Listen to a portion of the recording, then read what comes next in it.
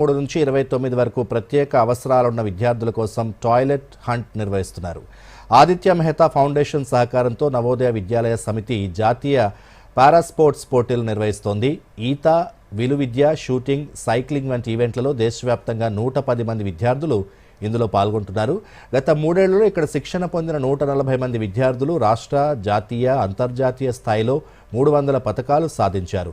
Deputy commissioner Gopalakrishna మాట్లాడుతూ 2028 పారా ఒలింపిక్స్లో విద్యార్థులు పతకాలు గెలుస్తారని విశ్వాసం వ్యక్తం చేశారు. ప్రిన్సిపల్ విజయభాస్కర్ మాట్లాడుతూ ఇక్కడి శిక్షణతో విద్యార్థులు 124 పతకాలు గెలుచుకున్నారని, ఇది గర్వకారణమని చెప్పారు.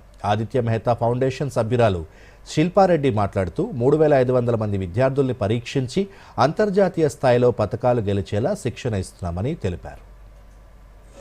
ఈ ట్రైనింగ్ ప్రోగ్రాంలో సుమారు 110 మంది విద్యార్థులు పాల్గొంటున్నారు. వివిధ రీజన్ల నుంచి వీళ్ళు రావడం జరిగింది.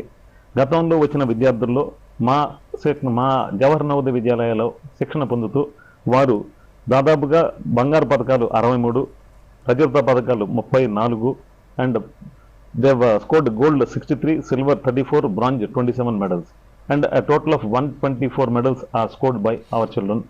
ఈ para sports training identification of the టాలెంట్లో వాళ్ళకి ప్రత్యేకత ఉందో వాళ్ళ సహకారంతో మేము ఈ ప్రతి సంవత్సరము ఈ యాక్టివిటీ కండక్ట్ చేస్తున్నాం. ఈ సంవత్సరము ఈరోజు ఇక్కడ ఈ talent hunt cum training camp ప్రారంభోత్సవం జరుగుతున్నది. ఇందులో మొత్తం 110 మంది పిల్లలు మొత్తం అన్ని 8 రీజియన్స్ నుంచి వచ్చి పార్టిసిపేట్ చేస్తున్నారు. వీళ్ళలో ఎవరైతే సెలెక్ట్ అవుతారో వాళ్ళని ఇక్కడే ఉంచుకొని ఈ నవోదయ విద్యాలయ జేఎన్వి రంగారెడ్డి.